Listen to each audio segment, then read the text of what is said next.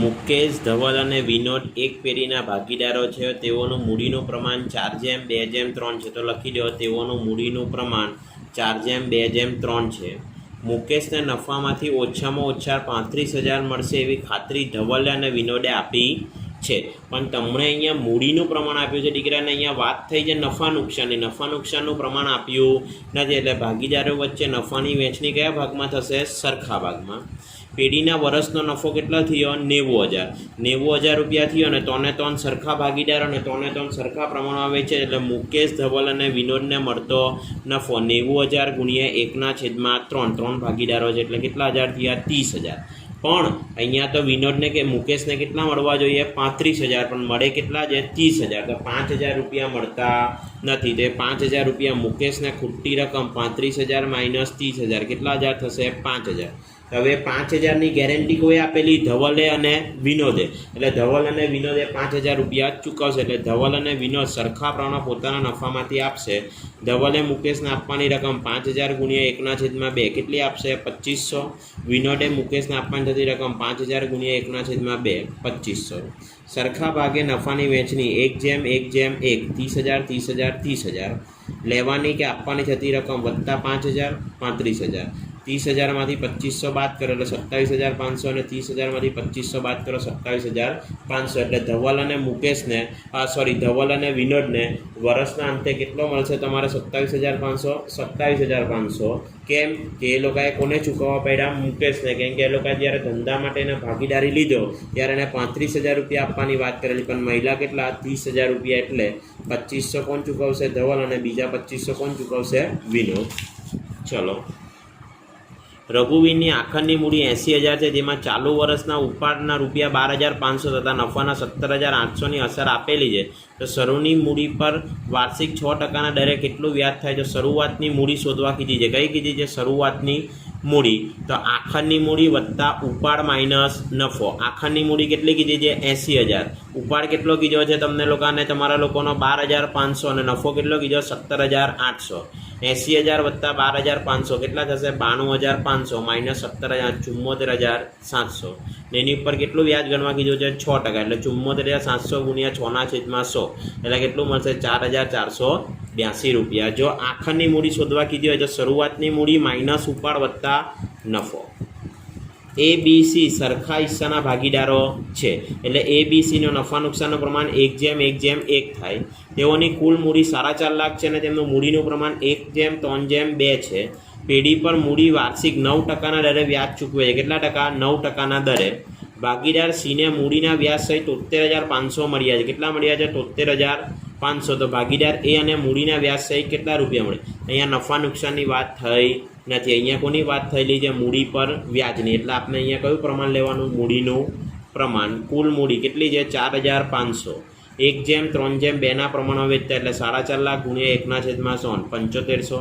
4.5 લાખ ગુણ્યા 3/6 2,25,000 અને 4.5 લાખ ગુણ્યા 2/6 એટલે 1.5 લાખ. કયા પ્રમાણમાં વેચવાનું? 1:3:2 આપેલું જ છે. ને એના ઉપર કેટલા ટકા વ્યાજ આપવા કીધું છે? 9%. એટલે આના 75,000ના 9% કરો. 2.5 લાખના 9% અને 1.5 લાખના 9%. ઓકે, ચલો હવે આના 9% 6,750. આના ટકા કર્યા 20,250 અને આના કર્યા તો 13,500. પણ અહીંયા તો કહેવામાં આવ્યું Cને કેટલી મૂડી મળવી જોઈએ? 73,500. એટલે Cમાં આંખ બંધ કરીને લખી દો 73,500. તો આ મૂડી પર વ્યાજ 73,500માંથી 13,500 બાદ કરો. કેટલા મળ્યા? 60,000. અને બધા નફા નુકસાનનું પ્રમાણ કયા પ્રમાણમાં વેચે છે? સરખા પ્રમાણમાં. ઓકે, એટલે આનો બી તમારા લોકોનો 60,000, બીનો બી 60,000 અને Cનો પણ 60,000 અને એનો પણ 60,000. સમજ પડી? કેમ કે Cની આપી દીધી. Cને ટોટલ કેટલી રકમ મળે છે? 73,500. 73,500 લખી દીધી. એમાંથી વ્યાજ કેટલું છે? 13,500. તો કેટલા મળશે? 60,000. બાદ કરી નાખવાનું. 73,500 માઇનસ 13,500 60,000 વત્તા બધાને સરખા હિસ્સાના ભાગીદારો છે એટલે 60,000 60,000. એને મળતી મૂડી 66,750. બીને મળતી મૂડી 80,250. હિરલ દર મહિનાની શરૂઆતમાં 500નો ઉપાડ કરે છે. જો ઉપાડ પર વાર્ષિક 10% લેખે વ્યાજ વસૂલ કરવાનું હોય તો કુલ વાર્ષિક ઉપાડ અને ઉપાડ પર વ્યાજ ગણો. તો ઉપાડ પર વ્યાજ I બરાબર PRN / 100. કુલ વાર્ષિક ઉપાડ કેટલો થશે તમને લોકોને 500 ગુણ્યા 12 6000. અને તમારે ક્યારે કીધું છે દર મહિનાની શરૂઆતમાં, એટલે કેવી રીતે ગણીશું આપને લોકો 500 ગુણ્યા કેટલા ટકા છે 10%, અને દર માસની શરૂઆતમાં એટલે 78/12 ભાગ્યા 100 0 ઉડી ગયા અને તમારા લોકોનું એટલે આનો ટોટલ કરો ભાગાકાર કેટલા મળશે 325 રૂપિયા. હંસા, હિતેશ અને વિજય એક પેઢીના ભાગીદારો છે. તેઓનું મૂડીનું પ્રમાણ 3:2:1 છે. લખી દીધું. હિતેશને તેનું કમિશન આપ્યા બાદ વત્તા ચોખ્ખા નફા પર 10% કમિશન આપવાનું. કયા નફા પર? વત્તા ચોખ્ખા નફા પર. એટલે ચોખ્ખો નફો કેટલો 1,65,000. કમિશન આપ્યા બાદ વત્તા ચોખ્ખા નફા પર. કેના પર કીધું છે? ચોખ્ખા નફા પર. કમિશન બરાબર નફો ગુણ્યા કમિશનના ટકા ભાગ્યા 100 વત્તા કમિશનના ટકા. આ સૂત્ર કેમ વાપરવાનું છે કે તમને શું કીધું છે? કમિશન આપ્યા બાદ વત્તા ચોખ્ખા નફા પર કીધું છે એટલા માટે. નફો 1,65,000. કમિશનના ટકા કેટલા આપ્યા છે? 10 ભાગ્યા 100 વત્તા 10 એટલે 1,65,000 ગુણ્યા 10 ભાગ્યા 110 એટલે કેટલા હજાર રૂપિયા મળે છે? 15,000. એટલે કમિશન બાદનો નફો 1,65,000 માઇનસ 15,000 કેટલા થશે? 1.5 લાખ. હવે આ બધા ભાગીદારો સરખા હિસ્સે ભાગીદારી વેચે છે એટલે 1.5 લાખ છે, અને ભાગીદારો કેટલા છે? 3. એટલે 1.5 લાખ ભાગ્યા 3 એટલે કેટલા થશે? 50,000. કેટલા થશે? 50,000. એટલે હિતેશને મળતી રકમ 50,000 વત્તા એનો નફો કેટલા? 15,000. એટલે કેટલા હજાર રૂપિયા મળશે? 65,000 રૂપિયા. જયેશ, સુરસ અને પંકજનું નફા નુકસાનનું પ્રમાણ 6:2:3 છે. મેનેજરનું કમિશન બાદ કર્યા પછીના નફા. પહેલામાં શું કીધું? મેનેજરનું કમિશન બાદ કર્યા પછી વત્તા ચોખ્ખા નફા પર. આમાં શું કીધું છે? મેનેજરનું કમિશન બાદ કર્યા પછીના નફા પર 10% લેખે ₹6600 કમિશન મળે તો ત્રણેય ભાગીદાર નફા નુકસાનની વહેંચણી કરો. હવે કમિશન બાદ કર્યા પછીનો અને પહેલામાં શું છે? કમિશન બાદ કર્યા પછી વત્તા ચોખ્ખા નફા પર. આ બંનેમાં ફરક છે. તો જ્યારે આવું આપ્યું કમિશન બાદ કર્યા પછીના નફા પર તો પદ માંડવાનું. કમિશન ₹10 હોય તો વહેંચણી પાત્ર નફો 100. આ તો તમારું કમિશન 6600 હોય તો વહેંચણી પાત્ર નફો કેટલો? 6600 ગુણ્યા 100 ભાગ્યા 10 કેટલું મળ્યું? 66,000. હવે નફા નુકસાન કયા પ્રમાણમાં વેચવાનું છે? 6:2:3. તો જયેશના નફો 66,000 ગુણ્યા 6/11 66,000 ગુણ્યા 2 ટોટલ 11 66,000 ગુણ્યા 3 ભાગ્યા 11. ઓકે, ચાલો આગળનો દાખલો જોઈએ. શીલા, સુરભી અને સીમા 5:7:9 પ્રમાણમાં નફા નુકસાન વેચી લેતા ભાગીદારો છે. લખી દો. શીલા, સુરભી અને સીમાનું પ્રમાણ 5:7:9. મેનેજર સંકેતને તેનું કમિશન બાદ કર્યા પછીના વધતા નફા પર 10% કમિશન આપવાનું. કેટલા ટકા? 10%. બરાબર. પણ કોનામાંથી? સુરભીને. બરાબર છે. અને સુરભીને 7,000 નફો મળે છે. હવે અહીંયા તમને લોકોને પહેલાં તો શું આપેલું? કમિશન આપેલું. પણ આ તો કોઈ એક ભાગીદારીનો નફો આપ્યો છે. તો હવે ભાગીદારીનો નફો આપ્યો હોય અને તમારે કુલ નફો શોધવો હોય તો કઈ રીતે શોધાય? તો જેના ભાગનો તમને નફો આપ્યો છે એનું પ્રમાણ કેટલું છે? સુરભીનું 7. ટોટલ કેટલા જશે? 5 ને 7 12 અને 12 ને 9 21. સમજ પડે છે દીકરાઓ? શું કહેવા માંગે છે? શીલા, સુરભી અને સીમા 5:7:9 પ્રમાણમાં નફા નુકસાન વેચી લેતા ભાગીદારો છે. મેનેજર સંકેતને તેનું કમિશન બાદ કર્યા પછી વત્તા નફા પર 10% કમિશન આપવાનું છે. કેટલા ટકા? 10%. ઓકે. પણ અહીંયા તમને કમિશન આપ્યું નથી. અહીંયા શું આપ્યો છે? કોઈ એક ભાગીદારીનો નફો આપ્યો. તો હવે કયો ભાગીદાર છે? સુરભી. સુરભીનું પ્રમાણ કેટલું છે મિત્રો? 7. તો 7/21 સુરભીનો ભાગ કુલ નફો 1. તો સુરભીનો નફો 7,000. તો કુલ નફો કેટલો? 7,000 ગુણ્યા 1 ભાગ્યા 7/21 એટલે 21 છેદનો છેદ અંશમાં 7,000 ગુણ્યા 21 ભાગ્યા 7 કેટલા આવી જશે? 21,000. મેનેજર સંકેતનો વેચણી પાત્ર નફોના 10% એટલે 21,000 ગુણ્યા 10 ભાગ્યા 100 કેટલા આવશે? 2100.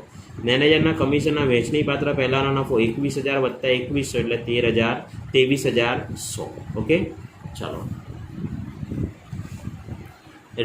રિયા, દિલીપ અને કીર્તન એક ભાગીદારી પેઢીના ભાગીદારો છે.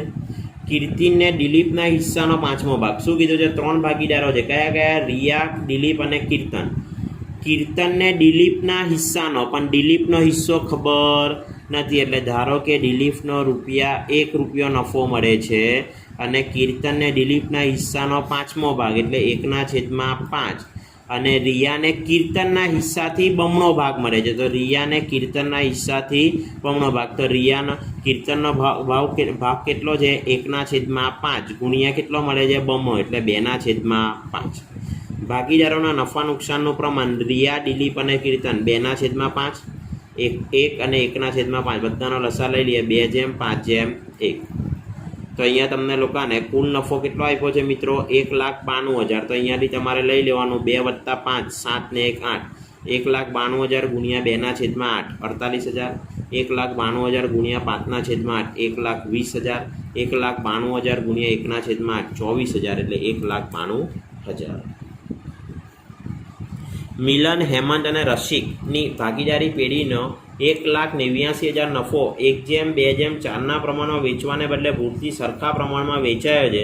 તો આ ભૂલ સુધારવા મૂડી ખાતે કઈ અસર આપવી? તો મિલન, હેમંત અને રસિકના ભાગીદારીનો કુલ નફો 1,89,000.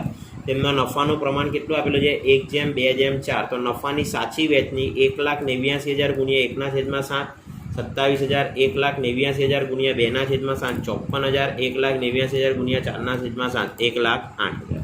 હવે ભૂલ સુધારવા તમારા લોકોની આ બધાની વહેંચણી કયા પ્રમાણમાં કરવાની હતી? સરખા પ્રમાણમાં. કયા પ્રમાણમાં કરવાની હતી મિત્રો? સરખા પ્રમાણમાં કરવા કીધી હતી. તો હવે સરખા પ્રમાણમાં છે ખોટી વેચણી થઈ છે. કઈ વેચણી થઈ છે?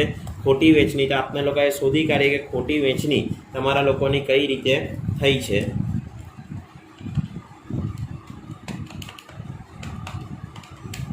બરાબર છે. ખોટી વેચણી કુલ નફો કેટલો છે તમારા લોકોનો? 1,89,000 અને ભૂલથી કયા પ્રમાણમાં થઈ છે? સરખા પ્રમાણમાં. એટલે 1,89,000 ભાગ્યા કેટલા કરવાના તમારે લોકોએ? 3. એટલે કેટલા મળશે? 63,000 63,000 63,000. ને પહેલાં જે નફો હતો એ કયા પ્રમાણમાં વેચ્યો? 1/2/4. એટલે આ વેચ્યો કેવી રીતે છે? 1,89,000 ભાગ્યા 3 સરખા પ્રમાણ 1/1/1. ઓકે. 63,000 63,000 63,000 માઇનસ 36,000. બાદ કર્યા મોટી સંખ્યાની નિશાની, આમાંથી બાદ કર્યા 9,000. મોટી સંખ્યાની નિશાની 45,000. તો રસિક શું થાય છે તમારા? તો મિલનના મૂડી કે ચાલુ ખાતે ઉધાર 36,000. હેમંત કે મૂડીના ચાલુ ખાતે 9,000. ને રસિક કે મૂડીના ચાલુ ખાતે 45,000. બાકીના જે દાખલા છે 7 8 9 અને 10 એ તમારે લોકોએ ઘરેથી કરવાના છે.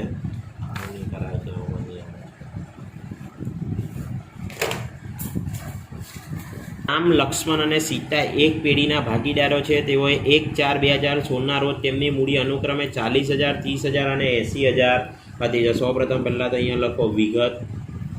રામ, લક્ષ્મણ અને સીતા.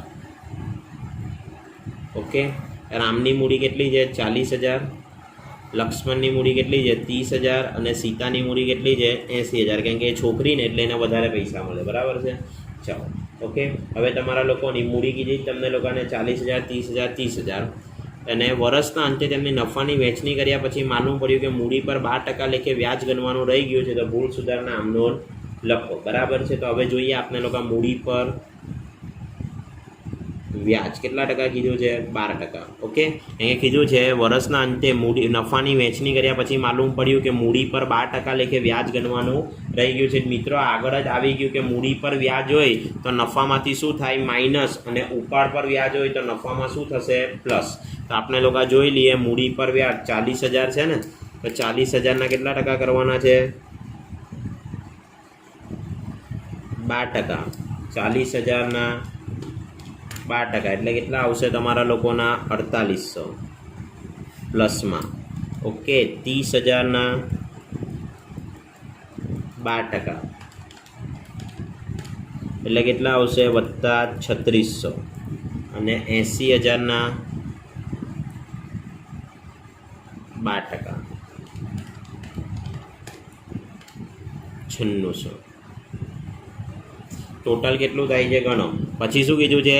મૂડી પર વ્યાજ 12% લેખે વ્યાજ ગણવાનું. ભૂલ સુધારના આમ નોંધ લખો વર્ષના અંતે. એટલે આનો સરવાળો કેટલો થશે? 18,000 પ્લસમાં. તો હવે આને 18,000ને શું કરો? મૂડી પર વ્યાજ ભૂલ સુધારના આમ નોંધમાં કરવાનું રહી ગયેલું છે એટલે કુલ નફામાંથી શું કરવું પડશે? માઇનસ. એટલે 18,000 ને ભાગ્યા કેટલામાં વેચી દેવાના? 3 છે એટલે -6,000 -6,000 -6,000 અને -18,000. બરાબર છે. મૂડી પર વ્યાજ જેટલો 18,000 કુલ નફો ઘટાડો સરખે હિસ્સે વેચતા. મૂડી પર વ્યાજ જેટલો ₹18,000 કુલ નફામાં ઘટાડો સરખે હિસ્સે વેચતા, કેમ કે નફા પર પ્રમાણ આપેલું નથી એટલે. ઓકે, ચલો 4800 માઇનસ 6000, મોટી સંખ્યાની નિશાની 1200 ઉધાર. 3600 માઇનસ 6000 માઇનસ 2400 ઉધાર. 9600 માઇનસ તમારા લોકોના માઇનસ 6000 એટલે તમારા લોકોના આવશે 3600 વત્તા જમા. એટલે અહીંયા આમ લખવું હોય તો રામના મૂડી ચાલુ ખાતે ઉધાર 1200, લક્ષ્મણ